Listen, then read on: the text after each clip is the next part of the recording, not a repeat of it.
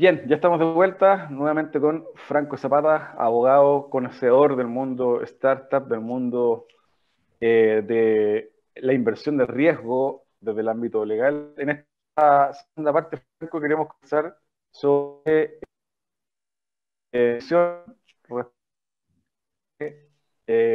cómo un emprendedor puede y debe hacerse acompañar por un abogado que le dé luces de dónde caminar, dónde mirar, qué ver y cómo también aproximarse al levantamiento de fondos, por un lado, y segundo, a la apertura de operaciones fuera de Chile, por otro.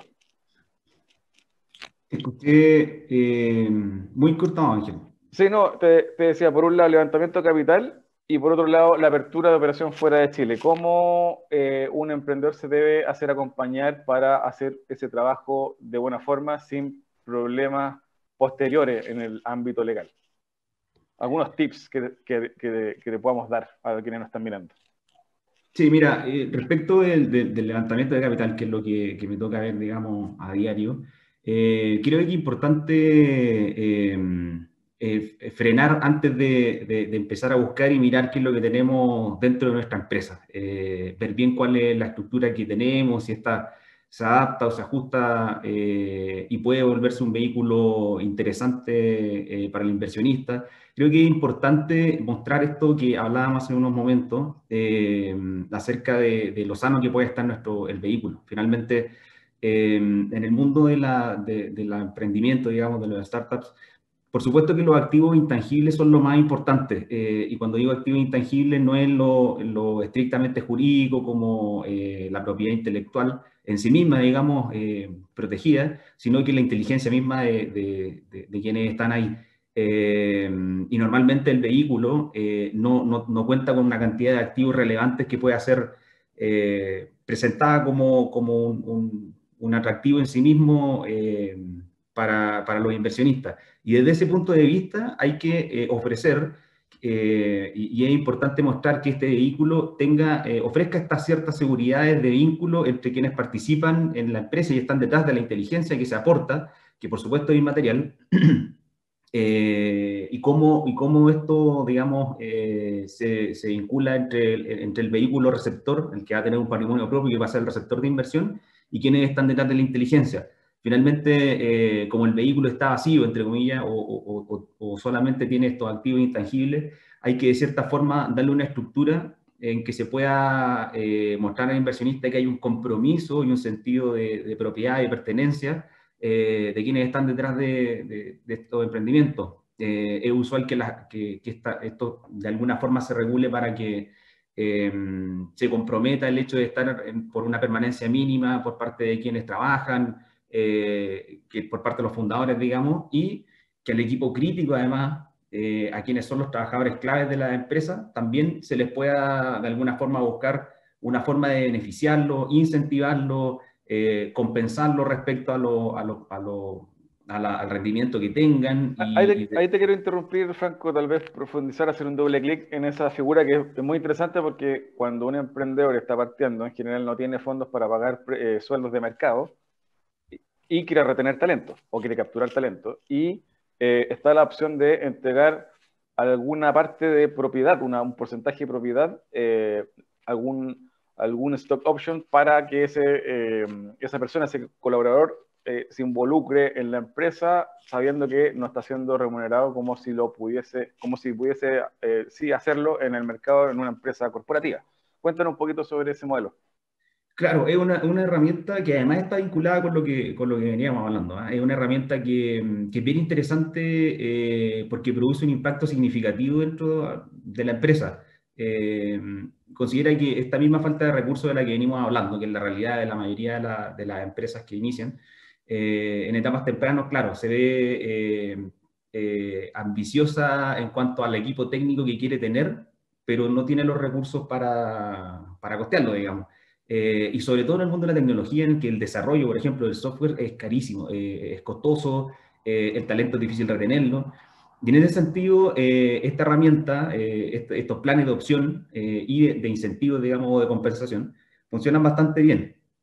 ¿En qué sentido? En un primero, digamos, que funciona tal como dices tú, en el que puedo compensar de cierta forma la remuneración que en el mercado, digamos, pudiera obtener alguien que me interesa tener dentro de la empresa, ofreciéndole una participación de esta, digamos. Es normal que aquí se haga un pool o una especie de cantidad de acciones que se disponen en beneficio de estos trabajadores clave, y que se les vayan entregando, digamos, de acuerdo al cumplimiento de cierto hito o meta que estos vayan cumpliendo y alcanzando, y que en la medida en que los vayan obteniendo y agregando este valor a la empresa, los vayan adquiriendo. Funciona bastante bien como un incentivo, además, porque equilibra e incentiva, digamos, los esfuerzos que pueda hacer esta persona que es beneficiaria, digamos, de estos planes de opciones, quien se va a ver, digamos, muy interesada en cumplir estas metas para poder adquirir las acciones, las cuales ya van a tener más valor por el hecho de que se están haciendo esfuerzos que agregan valor a esta empresa. Funciona bastante bien como un plan de incentivo y que además compensa remuneraciones, digamos, que pueden estar por debajo del valor de mercado que tengan estos trabajadores. Por lo demás, produce un efecto que en realidad es material, es psicológico, por supuesto, pero que es bien gráfico y se puede materializar. Y es que además genera este sentido de pertenencia que tiene, digamos, el beneficiario. O sea, ya no tiene un trabajador, sino que tiene un accionista de la sociedad, que tiene derechos propios como un accionista, alguien que va a estar participando en una junta de accionistas, quizás con un porcentaje menor, pero que sí va a tener derecho a voz y voto dentro de esta junta, en donde se toman las decisiones más relevantes, digamos, de las sociedades. Y por supuesto, derechos también a recibir dividendos en el caso en que la empresa eventualmente tenga utilidades y pueda distribuirlas.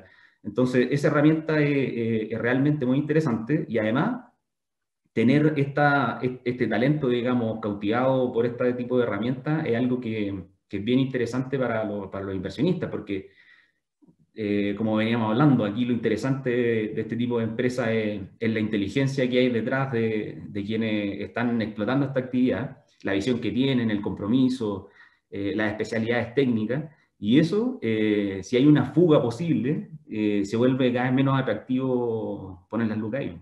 Oye, Franco, y ahí en ese sentido también hay otra estructura o unidad en la historia de un emprendimiento que es un consejo de asesores y posteriormente ya cuando crece esta compañía y hay que formalizar un poco su estructura, el directorio.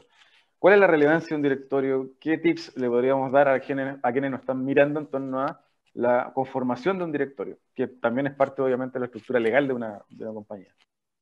Claro, bueno, es importante desde el punto de vista, o sea, saber de qué se trata es importante porque es normalmente cómo en un momento de crecimiento la empresa va a ser administrada. Pero la realidad es que, y esto me tocó conversarlo, no me toca conversarlo muy seguido, mi recomendación inicial al menos es que las empresas sean administradas de la forma más liviana posible. La recomendación de tener un directorio no puede ser más lejana ya digamos, a las primeras etapas, e incluso un poco más avanzada. Yo diría que hay que resistirse a la idea de la burocracia, digamos, que pudiera representar la administración vía un directorio todo lo posible. No sé, quizá un ejemplo puede ser el que una empresa que formamos ayer entre 3 personas quisieron tener un directorio y va a ser administrada o sea, el directorio va a estar conformado por los mismos accionistas y luego entre ellos van a conformar digamos, hacer una estructura de poder en la que finalmente uno de los 3 va a ser delegado del directorio, va a ser el gerente general. Es algo que me parece que pudiera ser innecesario en las primeras etapas y que directamente puede ser, aprovechando la posibilidad que tienen las sociedades por acciones, simplificado a tener un solo administrador. O tener, si es que se quiere, algún grado de control o buscando un justo equilibrio entre la eficiencia de la administración y la seguridad, tener algunos controles, autorizaciones dobles para algún tipo de acto, en fin. Pero el directorio, la verdad es que yo lo intento postergar y esa es siempre mi recomendación, todo lo que se pueda. Lo que ocurre es que luego, en el proceso de financiamiento, normalmente el inversionista, por supuesto, con la debida diligencia, de tratar de administrar además recursos que normalmente no son solo propios, sino que además son, en el caso de los fondos de inversión, es parte de la administración del dinero, digamos, de otros aportantes, va a buscar tener ciertos controles en la administración, porque quizá es un mal ejemplo o un buen ejemplo, pero que se ve mal, que siempre digo, cuando el inversionista pone $50.000, $100.000 dentro de la empresa, espera que esos fondos tengan una destinación específica, apuntando al crecimiento, a la expansión, a la validación, a la protección de intangibles, en fin, y no a que mañana los fundadores tengan sueldos millonarios, que eso es algo que si es que se abandona desde el punto de vista de la administración por parte del inversionista, puede fallar. Y por supuesto, en ese sentido, lo primero que pide un inversionista es, déjeme participar en la administración, conformar un directorio, yo me voy a quedar con algunos derechos para vetar ciertas decisiones, las más relevantes. Si se van a gastar más de $50.000, quiero participar en esa decisión, quiero revisarla, permitiendo, por supuesto, los espacios naturales que necesita la empresa para crecer, pero sí controlando las decisiones críticas como esta, los aumentos de sueldo, quizás la contratación que pudiera representar, digamos, una fuga de los recursos que en el fondo están destinados al crecimiento de la empresa, no otra cosa. Ahí te quiero llevar a un siguiente punto, que es cuando una empresa, una startup en Chile, luego de pasar un tiempo creciendo a buenas tasas, quiere abrir operación fuera, Perú, Colombia, México, y está esta figura que hablábamos, esta ilusión también de la lógica de crear la figura en Delaware, en Estados Unidos, porque hay muchos beneficios, es más simple, etc. ¿Cuáles serían las recomendaciones, los tips para quienes nos miran hoy sobre la constitución de una empresa fuera? Sí, más que los tips, yo creo que lo importante que me toca transmitir todo, casi a diario, digamos, es que aunque parezca, digamos, algo de sentido común, las cosas no se hacen porque sí, digamos, porque miremos que en general hay una tendencia de que algo se esté haciendo. Eh, y en ese sentido, lo primero que yo propongo en los talleres de internacionalización de empresas es que se identifiquen cuáles son las causas que podrían llevar a tener una sociedad en Delaware o no, abrir una sociedad en Estados Unidos o en cualquier otro lugar. Quizá una cuestión más natural que nace en las empresas cuando, o la razón por la cual se lleva a abrir empresas en países extranjeros, es porque ven un mercado más interesante, ven que su producto se está comercializando y que podemos hacerlo mejor, o simplemente ven la oportunidad de levantar capital, digamos, en ese país en donde normalmente el inversionista local, digamos, en el país extranjero les va a pedir que tengan ese vehículo. Pero no hay otras razones, digamos, me ha tocado, como dices tú, conversar con personas que sin entender muy bien cuáles son las razones, sí les gustaría desde el momento en que constituyen una sociedad en Chile, o sea, partiendo de un proyecto en la etapa más temprana, ya están pensando en que quizás es mejor comenzar también con una empresa en Estados Unidos, en donde en Delaware, muy típicamente, digamos, podemos hablar por qué, sea la matriz de la sociedad chilena, una cuestión que la verdad es que no tiene mucho sentido.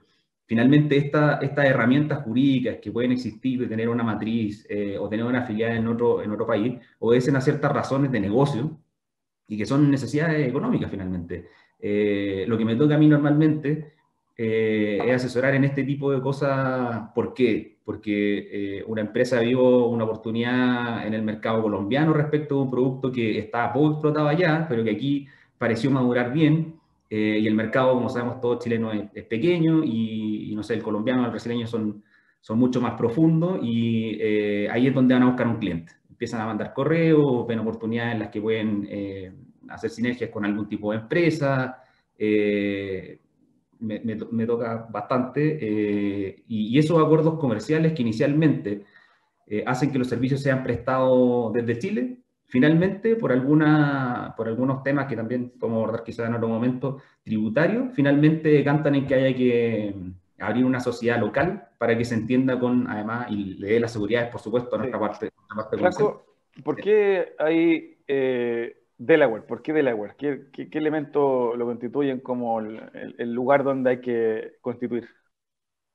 Ocurre que esta tendencia de irse a Delaware no es de irse a Delaware, sino que es de imponer que se vengan a Delaware. Finalmente, el proceso de inversión de Venture Capital exige de cierta forma, hay una tendencia del inversionista de exigir que estén los recursos, por supuesto, levantados en Estados Unidos, y que hagan constituir una sociedad en Delaware.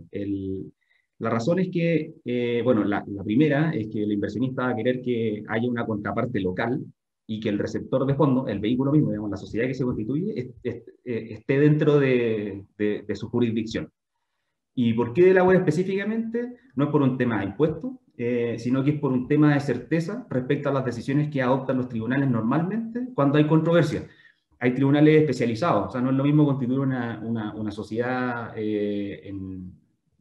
no quiero dar un mal ejemplo, pero quizá en Nueva York, en donde esto, si bien pudiera resolverse igual de buena manera, existe mayor certeza y hay líneas de decisiones, digamos, jurisprudenciales respecto a las controversias que específicamente han tenido inversionistas con receptores de inversión en este ámbito. Y esa especialidad y esa forma de resolver de manera más rápida y más certera estas discusiones, por supuesto que es una garantía que es muy evidente, digamos, para inversionistas, y de ahí que se exija que las sociedades se constituyan en este lugar, específicamente, digamos. Pero si es que, y por eso es importante decirlo, porque es esa la razón, o sea, la imposición de un inversionista, y no hay otra. En todos los procesos en los que a mí me toca asesorar la apertura de una sociedad en Estados Unidos, lo primero es que hay que sincerar cuál es la razón, porque si es que abrir una sociedad operativa, o sea, que va a llegar digamos, a vender, y no se abre con fines de levantamiento de capital, ni nadie le impone que se abra en un estado determinado. Miami, hoy día hay un boom en Miami de empresas latinoamericanas y que está llegando directamente ahí, con empresas operativas.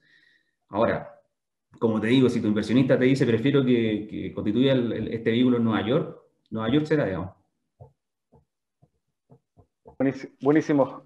Franco, para ir cerrando esta edición, siempre pedimos que nos recomienden un libro, así que te pedimos ahí que nos puedas comentar algún libro que te haya sido de real significado. Yo sé lo que esperas con esta pregunta, pero te voy a sorprender, le voy a dar una vuelta distinta. A mí me parece que ya que nos están escuchando emprendedores, y más que recomendar un libro que le haga significado profundo respecto a la visión de los negocios, en fin, que sea un poco más trascendente, yo lo que recomendaría mirar, que es una cuestión que me toca muchas veces recomendar en talleres, sobre todo de empresas que están iniciando, es que miren el manual del emprendedor. Hay muy poca gente que sabe que existe y es una herramienta que es práctica. No van a encontrar profundas reflexiones dentro de este libro, pero es realmente un libro que fue iniciativa de la SEC hace ya bastante años en redactar y ver de una manera súper sencilla y muy fácil de explicar cuáles son las primeras etapas de los proyectos, por qué hay tipos sociales distintos, cuáles se ajustan más uno a otro, la importancia de proteger los intangibles, qué son las marcas, en fin, y ciertos temas que en verdad tiene varias cosas, digamos, que son bien importantes saber, y creo que para un emprendedor partir con ese tipo de información básica es bien importante. Yo siempre lo recomiendo digamos, por la sencillez con la que transmite esa información. Gracias, Franco, por el dato. Muy interesante la conversación. Te queremos dar las gracias por el tiempo. Esperamos invitarte en una próxima oportunidad. Así que te mando un abrazo y será hasta la próxima. Nosotros nos vamos a una pausa y volvemos pronto. Un abrazo, Franco. Chao, chao.